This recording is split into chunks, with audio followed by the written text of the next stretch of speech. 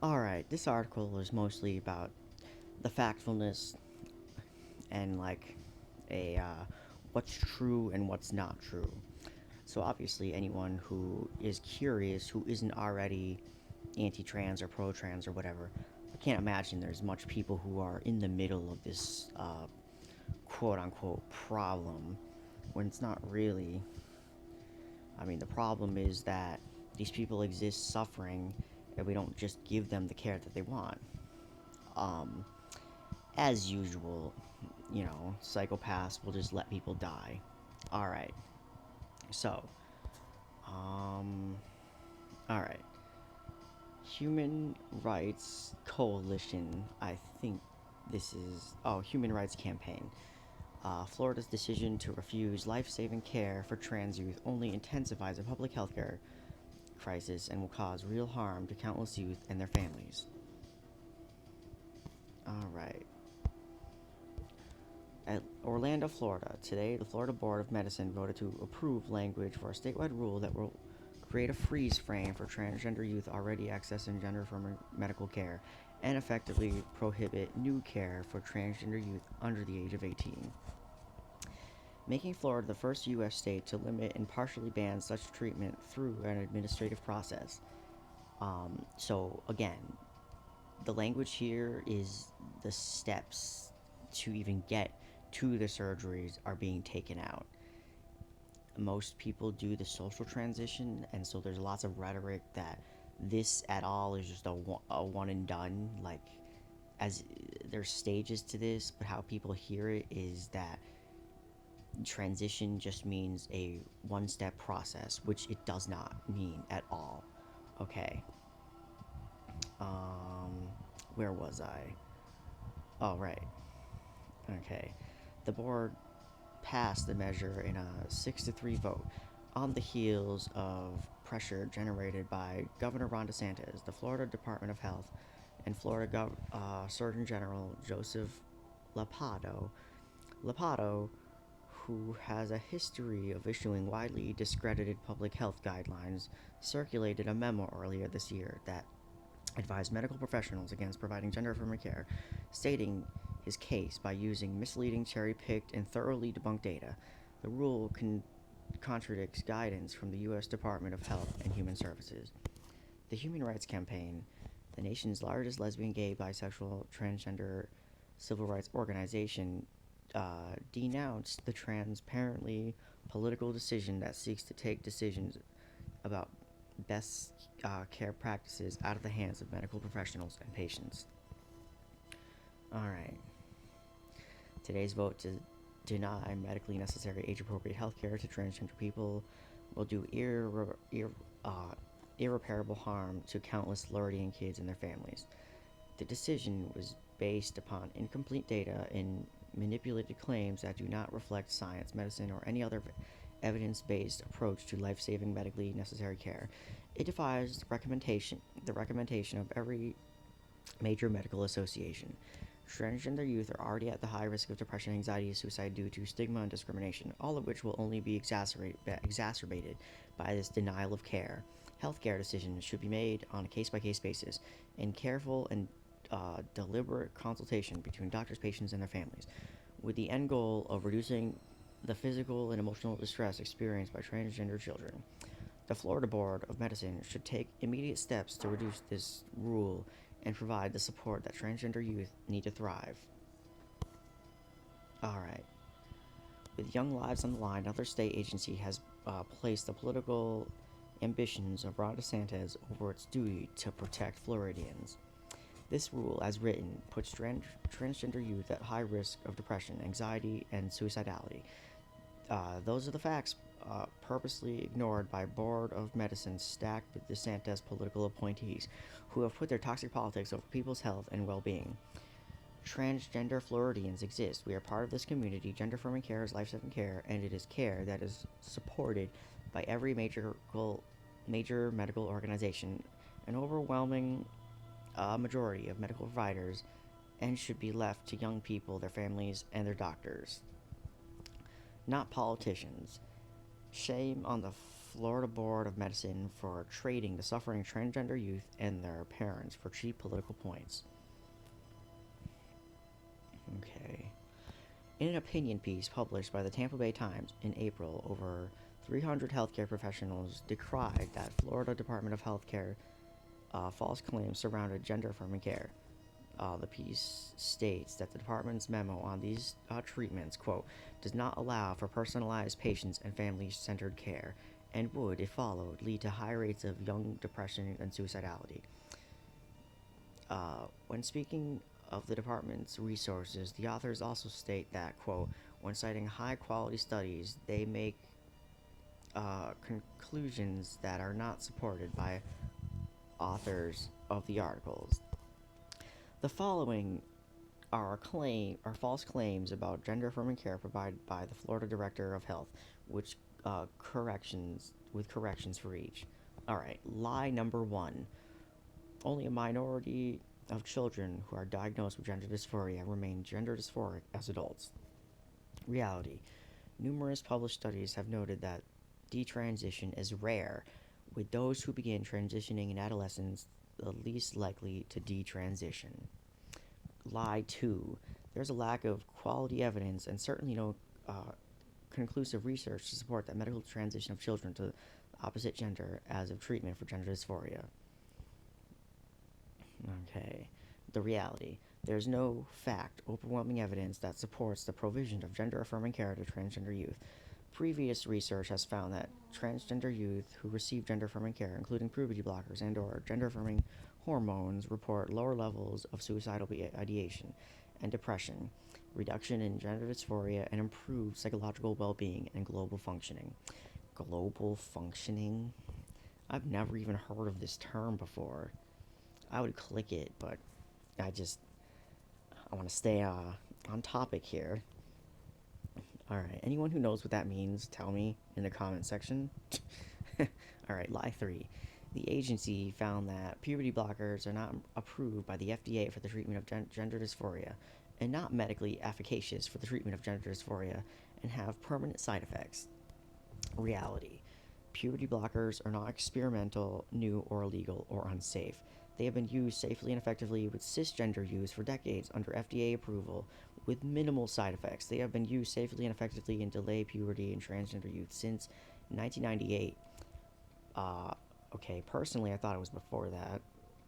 Anyways, puberty blockers remain the gold standard treatment for, it says it right there, for precocious puberty in cisgender youth, approved by the FDA in 1993. In the FDA labeling information for the puberty blockers, Lupron, Depot, PED, they note that adverse reactions are minimal, with the most common being, quote, injection site pain, weight increase, headache, mood altered, and injection site swelling. Alright, reality. The lack of FDA approval does not indicate its use is experimental, illegal, or unsafe. So-called off-label use of drugs is regular practice, with examples of widely practiced off-label drug use in every specialty of medicine. Off-label use of puberty blockers for transgender youth is in line with typical clinical practice regarding off-label drug use. I feel like that isn't a gotcha towards anyone who doesn't really see that as a good excuse, because other drugs do this too, so I'm just trying to see what the argument would be on the right for people who just don't care at all. Okay. Reality. Puberty blockers are fully reversible, and their use with transgender youth is supported by every major medical association. Alright. Lie 4. The stark contrast between claims about the efficiency of so-called gender-affirming care for treating gender dysphoria and the lack of quality evidence supporting those claims has created confusion in the community. Reality. There are no confusion in the scientific and medical community. Every single major medical association supports the provision of gender-affirming care to transgender youth and adults, including the American Academy of Pediatrics and American Medical Association, the American Psychiatric Association, representing millions of doctors, researchers, and psychologists across America. In April, even the Florida chapter of the American Academy of Pediatrics issued a statement immediately condemning Florida's attempts to begin banning gender-affirming care for youth, noting that, quote, appropriate gender-affirming care conducted in close coordination with pediatricians and patients is safe and effective for treating patients experiencing gender dysphoria. All right, lie 5. The, this confusion has caused practitioners to forego less invasive treatment options and rush patients into immediate chemical regimes and surgical procedures without full consideration of their efficacy, safety, and long-term repercussions. The reality: gender-affirming medical care for trans youth and adolescents under 18 is largely concentrated to non-invasive, fully reversible social transition, meaning allowing a person to change their haircut, individual's name, pronouns, and gender expression. The Florida Department of Health recommended against this non-invasive form of gender transition in their April fact sheet. However, for some youth, transition may involve safe, age-appropriate, life-saving medical care for such gender-affirming hormones and puberty blockers, many of which have been safely used with cisgender youth for decades, which have been proven safe and effective with minimal to no long-term negative health consequences among transgender youth. Any form of gender-affirming care received by transgender youth, be it supportive mental health care, puberty blockers, or cross-sex hormones, is administered after consultation with medical and health professionals and their patients, and their parents/guardians. Lie 6. Even in adults who possess the capacity to consent to experimental treatment, research supporting chemical and surgical interventions for treatment of gender dysphoria is inefficient to demonstrate long-term efficacy and safety, and there is a risk of irreversible physical changes, including infertility and sterility. Actually, I will get to the sterile and sterilization later, actually, because this has nothing to do with trans culture. Alright, reality. As with transgender youth, transgender adults who receive gender affirming medical care, including gender affirming hormones and gender affirming surgery, experience numerous positive mental health and quality of life benefits. Reality. Treatments are also safe. Multiple studies using large samples and rigorous study designs have found cross-sex hormones to have no impact on cardiovascular risk for transgender men. For transgender women, evidence on cardiovascular disease is mixed. However, routine monitoring by a health provider can greatly reduce, if not control, the risk. Other studies have demonstrated that gender-affirming surgeries, which include many procedures routinely done on cisgender adults, such as mastectomies, breast reconstruction, and facial surgeries, are also quite safe and carry minimal complication rates. Alright, so that didn't really cover people's fears about infertility and sterility. Okay. Oh, okay. Reality. Many of the physical changes after gender-affirming hormones therapy are reversible. However, for those seeking to medically and or surgically transition, the physical changes are, in fact, the point. And in doing so, they are happy and affirmed in their choice to have surgery. A systemic review / meta-analysis of 27 studies, including over 7,900 transgender patients who underwent gender-affirming surgery of any type, found that a total of 77 patients, less than 1%, who underwent trans-masculine surgeries and 1% who underwent trans-feminine surgeries had any regrets. Okay. Reality. Fertility preservation options exist, many of which are the same as those with cisgender adults. For those who are at risk of becoming infertile or sterile as a result of transition-related medical care, patient-provider conversations about fertility prevention are part of the decision-making discussions and protocols before gender-affirming care is initiated. Okay.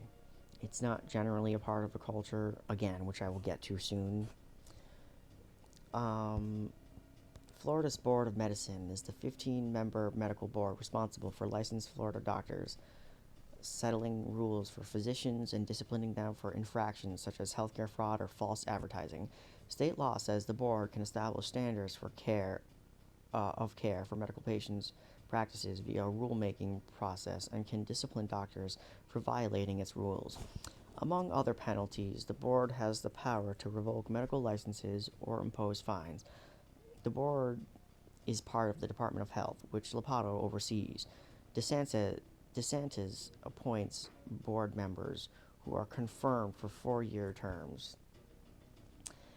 After the preliminary report was published in April, Human Rights Connection, I think, responded with a corrected version that debunks the lies and misrepresentations that abounded in the 2-page document. HRC's response noted that the preliminary report drew inaccurate conclusions from cited research, used obsolete terminology, took data out of context, and cherry-picked misleading data to learn more about gender-affirming care. See HRC's fact-sheeting video. Okay. In June, the Florida Agency for Healthcare Administration, bowing to the wishes of the openly discriminatory DeSantis administration, released proposed rule changes that would, contrary to all medical best practices, deny gender-affirming care for Floridians of all ages who rely on Medicaid. The moves by the AHCA allows the signings by Governor Ron DeSantis earlier this spring of the Don't Say Gay or Trans bill and the Stop Woke Act. The Don't Say Gay or Trans bill seeks to silence teachers from talking about LGBTQ plus issues or people, further stigmatizing and isolating LGBT plus kids, and also undermining existing protections for LGBTQ plus students. The legislation, which has triggered a major backlash from educators and students across Florida and the country, prevents teachers from providing a safe, inclusive classroom for the students. The Stop Woke Act limits protected speech in workplaces and classrooms by censoring honest dialogue about systemic racism, gender, and race discrimination. Especially since people of color who are on the part of the LGBT community are absolutely more discriminated against. As we will actually see when I start reading Havelock Ellis, who seems to think that it's associated with crime, which is actually where that first type of thought process began. Maybe mostly from Kraft Ebbing, I guess. That's a bit off topic, sorry. Alright. The legislation also changes Florida's employment discrimination status to give employees the ability to file discrimination claims against an employee engaging in trainings or discussions about Black history, LGBTQ plus issues, and other concepts of injustice and discrimination.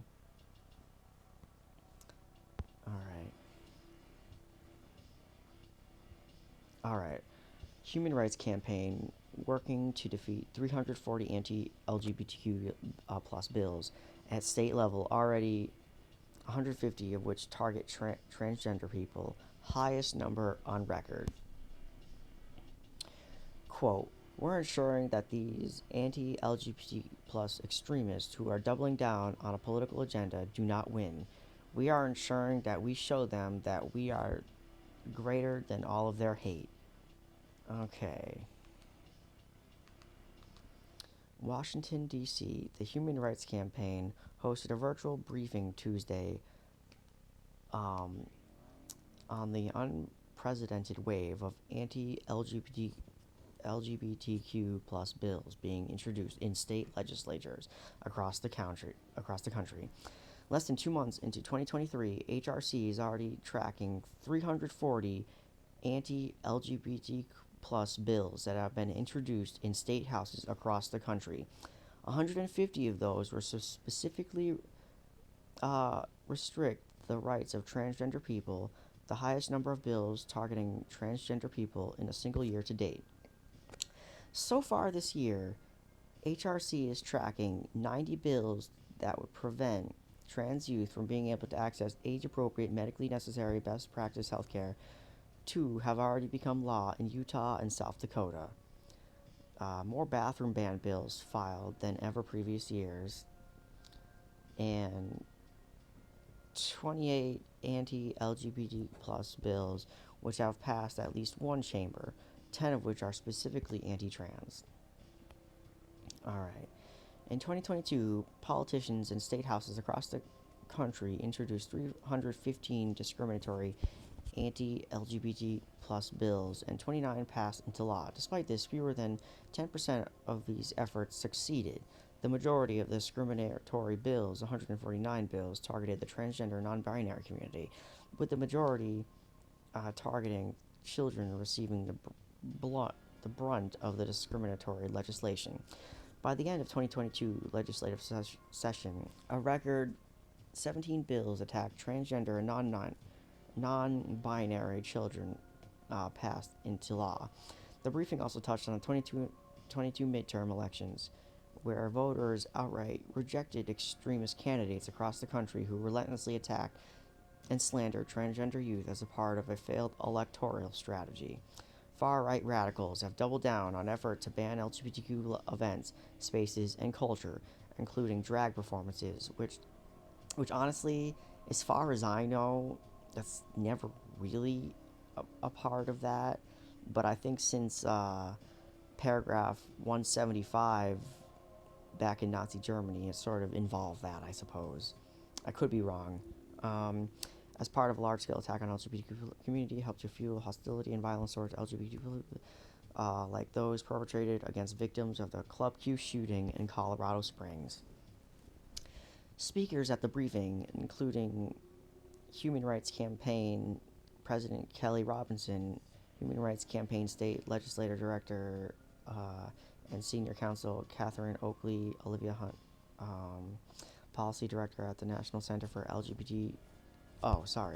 for Transgender Equality, Florida State Senator Chevron Jones, Libby, okay.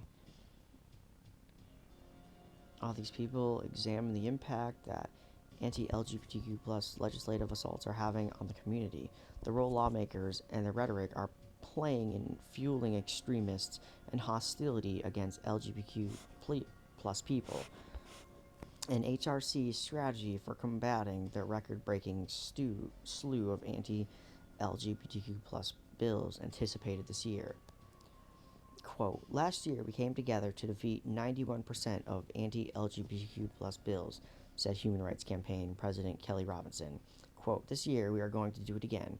We see how hateful rhetoric and misinformation about who we are and what we stand for ultimately can translate into real-world violence, real-world harm for our people. We saw that in the aftermath of Club Q shooting in Colorado. So this year, we're holding politicians to account. We're ensuring that these anti-LGBT plus extremists who are doubling down on political agenda do not win. We are ensuring that we show them we are greater than all of their hate. We have the public on our side. We have the strategy on our side, and we have lives on the line. Well, that's positive, at least.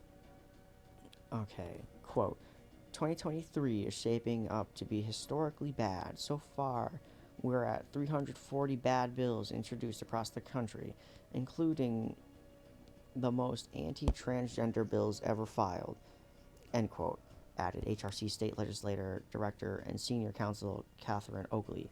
Quote, it couldn't be any more clear that this is about discrimination. This is about young folks being prohibited from being able to live healthy lives, healthy, full lives. Quote, it really feels like my legislators want everyone to believe that kids like me don't really exist. They keep trying to convince everyone that I'm some kind of scary monster or that I'm something or something is wrong with me, said Libby Gonzalez, a 12-year-old transgender student in Texas. Again, this is probably a socially transitioned person, so again, if you're already anti-trans, it probably doesn't matter to you. Okay, quote, I'm tired of the scary I'm tired and scared every time I go to the Capitol. I think maybe this time it will make an impact, but every session is worse than the last. The people leading our government should want every kid to have a great childhood. Instead, they're the biggest bullies, continuing to take away my ability to play sports with my friends, and now they want to take away my health care and call my parents, who love and protect me, child abusers. Quote, these relentless attacks on transgender people are causing real harm, even in a state where legislation fails or where leaders are standing up for voters and making it clear they're not supporting these attacks on trans people, particularly on trans youth, said National Transgender Center for Equality Policy Director Olivia Hunt. Quote, 75% of all LGBTQ plus youth say that hate crimes and threats of violence cause stress and anxiety, and that's not surprising because they're trying to live their lives. Quote, the governor and lawmakers are turning transgender kids, our state's most vulnerable population, into a political football, added Florida State Senator Chevron D. Jones. Quote, it's 2023, not 1963. Standing back is not an option. Just talking about the problem is not an option. We cannot sit back and just watch because these policies that are coming to Florida today will be in Texas tomorrow, will be in Arizona next week, and will be in Tennessee the week after. Quote, most people in our community in Hanover County have been loving and accepting our son's journey. It makes sense to our neighbors who knows us. They saw the positive shift in his life after he came out. Most people in our community support policies that would protect him in school, said Kelly Carter, Merrill, the mother of a 14-year-old transgender boy living in Virginia. Quote, but a minority of anti-trans extremists in our community feel emboldened by the national rhetoric to bring vile and often violent rhetoric to our schools and board meetings. Exactly. Very small minority. Okay. All we want is for our children to be treated with dignity and respect at school. While our child has found supportive friends, teachers, and activities at school, the anti-trans rhetoric is seeping into his school experience. Quote, there have been bomb threats against at least 2 children's hospitals, including ours, said Dr. Stephen Rosenthal, medical director of Child and Adolescent Gender Center at the University of California, San Francisco. Quote, there is a lot of misinformation that seems to be the basis of target towards providers, and that's the only extremely stressful and unpleasant aspect of all this. There's a lot of effort that has to be made between medical providers and the public interfacing aspect of our world, so that we can make sure that we're able to continue to provide the resources and to do it in the way that these resources are accessible and those that need them. The briefing comes on the heels of a 2022 state legislative session where extremist lawmakers introduced a record-breaking 315 discriminatory anti-LGBTQ plus bills, 29 of which were signed into law. All right, guys.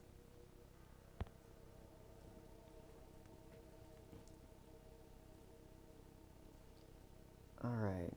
I believe this is older than the past ones that I've been reading, but this was mentioned, and this is just the direct lore of Ken Paxton. All right. Texas creates chilling registry of 16,000 people who change genders on their driver's license. Earlier this year, Texas Attorney General Ken Paxton office requested the State Department of Public Safety to complete a list of transgender residents in the state. DPS officials confirmed to the Washington Post in a Wednesday report. A spokesperson for DPS told the Post that Paxton's office made, quote, a verbal request calling for the total number of Texans who had changed the gender on their driver's license or on other government records within the past 2 years. Quote, need total number of changes from male to female and female to male for the last 24 months, broken down by months. The chief of DPS driver's license division said in an email to colleagues that's dated June 30th. The emails shared with the Post specify that Paxton's office requested this information. Some of these communications are specifically titled AG requests exchange data and AG data requested. Okay.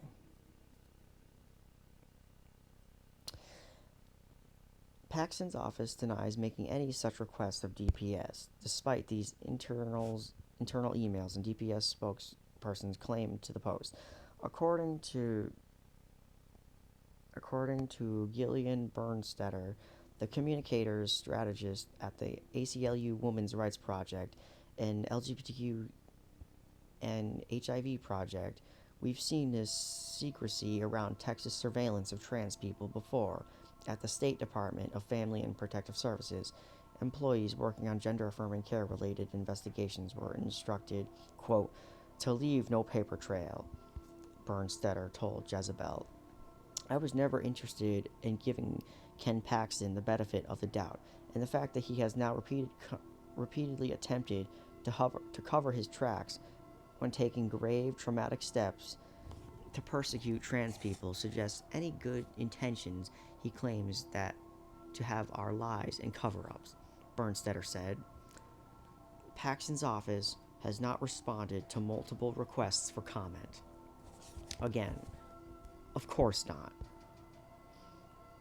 Texas DPS officials ultimately put together a list of 16,466 requests for gender changes on licenses between June 2020 and June of this year, but they struggled to determine the reason for these requests. Some Texans requested to change their gender on their license because they were trans, but others requested the change by mistake or due to an error on their original license. Quote, ultimately, our team advised the AG's advised the AG's office the data requested neither exists nor could be accurately produced. Thus, no data of any kind was provided, the DPS spokesman told the Post. It's a relief that this data ultimately wasn't shared with Paxton's office, as Paxton and other top Republicans in the state ramp up their efforts to surveil and terrorize trans Texans. Last year, Governor Greg Abbott, Republicans signed legislation to prohibit trans youth from participating in sports at school. Which I'm 50-50 on, but if this was only about that, sure, but no. This is just a red herring, and it's a distraction to a greater discrimination process. Even if it's true that they shouldn't join in the sports they identify as, it's completely not the point of what's going on here. Okay. This year, the government director of the state to investigate families with trans kids and health providers who offer gender-affirming care to young people for child abuse. Several families were investigated as a result, including the family of a trans teen who attempted to take their life while an investigation was underway. The Post reporting suggests that Texas is now following the lead of other anti-trans state governments and expanding the scope of its attacks beyond trans youth to targeting trans adults who have driver's licenses. Formerly anti-trans lawmakers claimed they were just concerned that kids were, quote, too young to know they were trans. But earlier this month, Republican lawmakers in Oklahoma introduced a bill to ban transgender affirming care broadly, even for adults, across the country.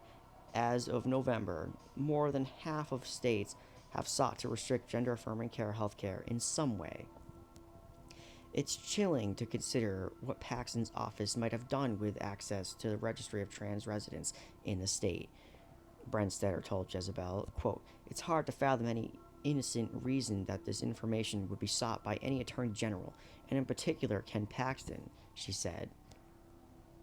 Quote, the one person I don't know the one person I don't want knowing about my gender status is Ken Paxton, a trans woman, Salcol Garcia told the Post. Quote, I don't want a cop pulling me over and knowing I'm trans. That is why I changed my gender, making extremely quick marker extremely quickly. The Post reported comes at least sorry. The Post reporting comes as last month lawmakers in Texas introduced legislation for next year's session that would classify gender affirming care as child abuse. Quote, it's hard to imagine where it stops, and certainly attempting to build the list of the marginalized group, which is frequently portrayed by elected officials in Texas as a contagion, as a danger to you and your family. The historical echoes are dark, Brenstetter said. It raises really alarming questions about the depth of their cause, their cruelty, and disregard for the rights and humanity of transgender people. I'll be back, guys.